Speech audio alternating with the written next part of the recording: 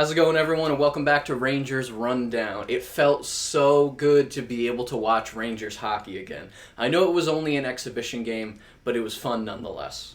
In today's video, we're going to break down that exhibition game between the New York Rangers and the New York Islanders.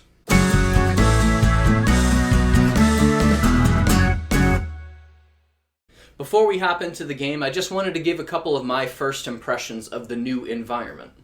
The lower bowl of the arena has been covered with large sheets, and they've placed large screens just behind the lower bowl so you can't see the upper bowls. I think this goes a long way to making the stadium feel a little less empty. But with no fans in the stands, you can hear a lot more chatter on the ice and from the bench. I think that 6-second delay is going to come in handy more than once. The broadcasts are using new camera angles, which is a nice change of pace for your eyes from the normal views. In other news, Jesper Fast won the Players' Player Award for the 5th consecutive season, making him the first Ranger to do so. And then lastly, I figured I'd throw the trivia question of the game into the video for those of you that like a little bit of trivia. Who was the last New York Ranger to win the Hart Trophy? I'll reveal the answer to that question at the end of the video. But without further ado, let's hop into the first period. I think somebody forgot to tell these teams that this is an exhibition game because from the first puck drop, these players were playing hard. At 1 minute and 30 seconds, D'Angelo took a slashing penalty against Matt Martin. And then at 2:57, Foss took a hooking penalty against Derek Brassard, extending the Isles' previous power play with a brief 5-on-3 in the middle. Now, the Rangers would be successful at killing off both of those penalties, so they were playing well defensively at this point.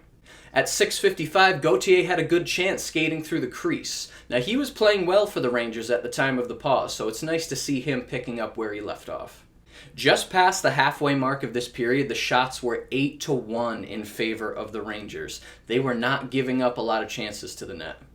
At 14:44, there was a fight between Lemieux and Boychuk, because of course there was.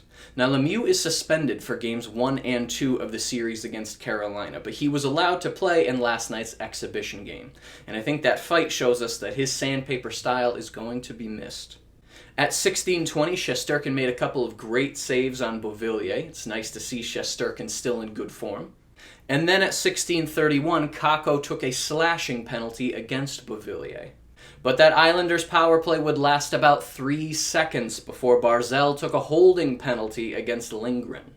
During the subsequent 4-on-4, a bad pass in their defensive zone would lead to a good chance for the Rangers, but they would fail to capitalize.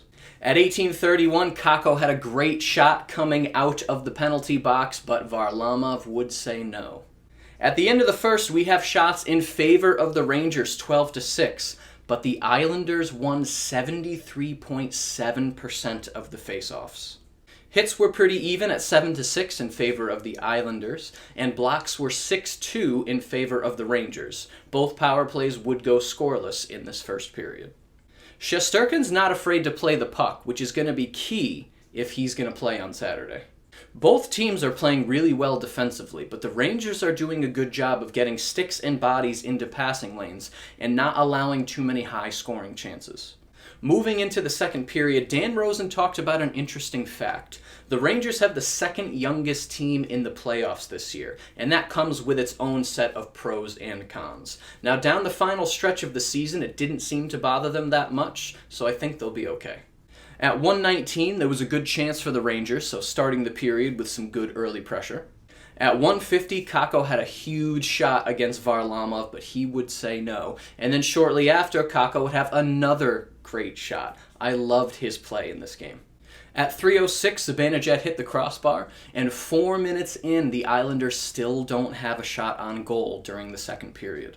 At about the 4.5-minute mark, Fast had 3 quick shots during a scramble in the crease, but Varlamov stopped them all. It was an impressive show by Varlamov last night. At 5:45, Mayfield would take a hooking penalty on Lemieux, but Lemieux would take an embellishment penalty on Mayfield. So we have offsetting penalties leading to the game's second 4-on-4. During the 4-on-4, Fox made a great play to break up the cross-ice pass on a 2-on-1, and Shesterkin made a great stop on Barzal as he tried to skate through the crease. At 9:15, Beauvillier would score from Green and Dobson on a 2-on-1. He got Shesterkin to think pass, and he snuck it by him. Now, it was at this point we got a goalie switch to Lundqvist, since it was about halfway through the game anyway. At 9:42, Lundqvist stopped a Clutterbuck shot through traffic, a good early stop for him. At 10:35, Johnston would take a holding penalty on Fox, giving the Rangers their first power play of the game that would ultimately not score. At 13:08, Trouba would take a hooking penalty on Clutterbuck, but the Islanders' power play would not be able to score. At 16:23, Lundqvist made another great save, showing Coach Quinn that he really wants to play on Saturday. With about a minute left in the period, Kakko had a great feed from behind the net, but he just missed. So after 2 periods of play, the Islanders are up 1-0. They outshot the Rangers in that second period 8-7, and they are still dominating in the faceoff circle with a total faceoff winning percentage of 61.1%.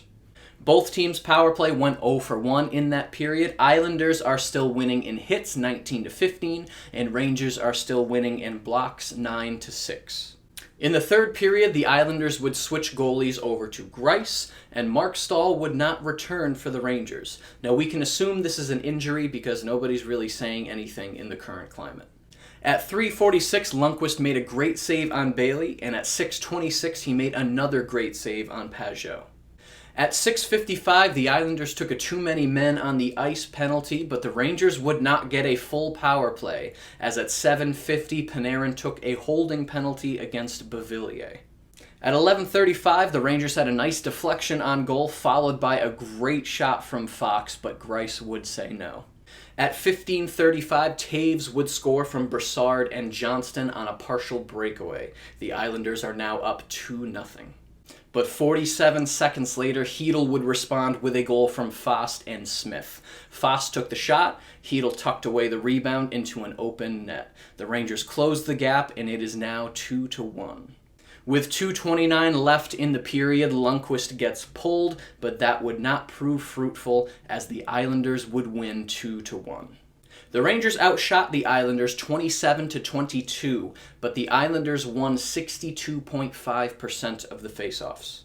Both power plays would come up short for the game. The Islanders out-hit the Rangers 25-18, and the Rangers out-blocked the Islanders 11-10.